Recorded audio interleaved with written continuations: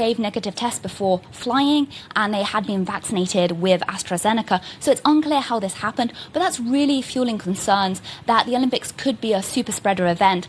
And other regional governments are calling on the central government to make sure Japan does not face a fifth wave. That is a concern. Well, I will tell you, we did have a Super Bowl here in Tampa, Florida, and it was not a super spreader. So hopefully the good news would continue out there. We appreciate that. Phoebe Amoroso, thank you so much.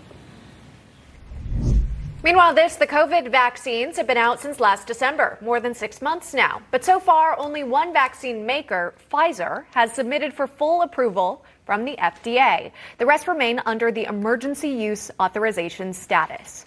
Why is that? And could that emergency status impact the number of people waiting to get vaccinated? Here to weigh in, David Dodd, Chairman and CEO of GeoVax. Also joining us on the program, Dr. Richard Westreich, an ear, nose, and throat specialist based in New York City. Good to see you guys this Monday morning. Let's get to it. I know a lot of people have questions about the status of these vaccines. David, we'll start with you. What's with the delay here? Why are the vaccines still under this emergency authorization status? I don't think there's a delay. It just simply is an accumulation of information.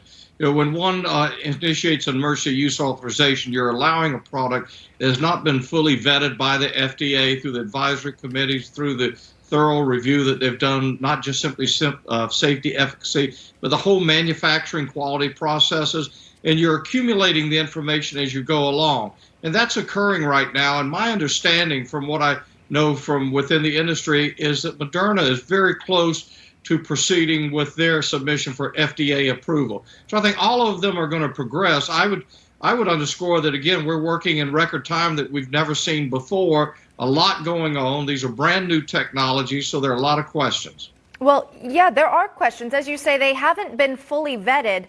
David, I'll just stay with you. Is there any reason why they wouldn't receive full authorization and full approval? None that I know of, but then again, I don't have access to all of the data. But this is why it does take the time that it takes, is because over time, even in tens of thousands, if not hundreds of thousands of use, that's when one starts seeing the particular side effects that may occur in certain subpopulations across the general population. I'm not suggesting that they will occur, but this is why we go through this laborious, very painstaking process. It's the only way to fully understand how a new technology especially might work in the populations. And how long could that be, timeline-wise? Well, I think what we've seen with Pfizer, they've already submitted for it. I would imagine within the next month or so, we'll see Moderna. So I would say by year end, clearly those two will have submitted, and probably Johnson & Johnson will be very close to doing such. Okay. So again, submission for full FDA approval. Do we know how long it would take for them to actually be approved? Not necessarily. It could take. It depends on the questions. Again, I mean, this is. I know it's frustrating. One wants a crisp answer, but it does depend on the questions and the evaluation and what one has seen leading up to that. It could occur within 45, 60 days, or it could take longer. Okay. And again, just many people do have these questions, and Dr. Westreich, I'm wondering if some people are hesitant to get the vaccine until it does get this full FDA approval. Do you think that approval could ease some hesitation for people who might want to just wait and see about getting the COVID vaccine? Absolutely. I think one of the major objections from the beginning was the issue of the emergency use authorization as opposed to full FDA approval. And I would just like to piggyback on what was said before in terms of what actually is submitted for an emergency use approval. Typically, companies are going to go through 3 phases of analysis. Phase 1, which is safety, phase 2, which is dosing, and phase 3, which is a randomized control.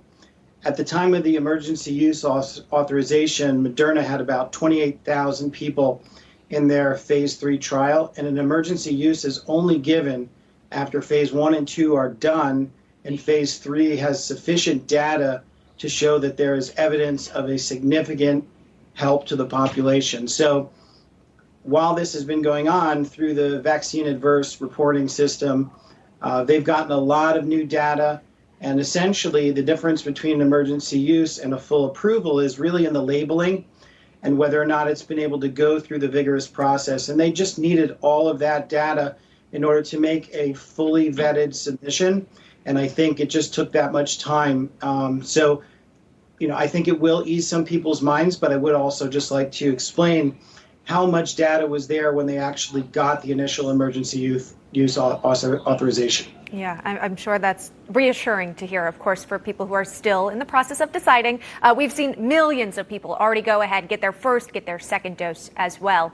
But there has been discussion about the mRNA technology involved in at least the Pfizer and Moderna vaccines. Let's take a listen to this report on CBS Sunday Morning. It aired yesterday. Here's that. It can take years to make a new vaccine, so this was a breakthrough. How is that possible? It has to do with our technology. So we use something called messenger RNA, or mRNA for short.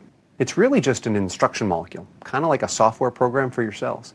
It just sends instructions about what the virus looks like to your immune system. So just like a software program or a Word document, we can simply edit something, change it, and then manufacture it very, very quickly.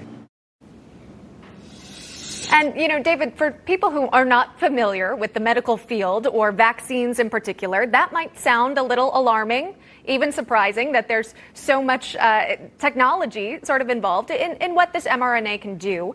Talk to me about maybe concerns people have, why they might not need to have those concerns, and then also if this is truly the future of vaccinations.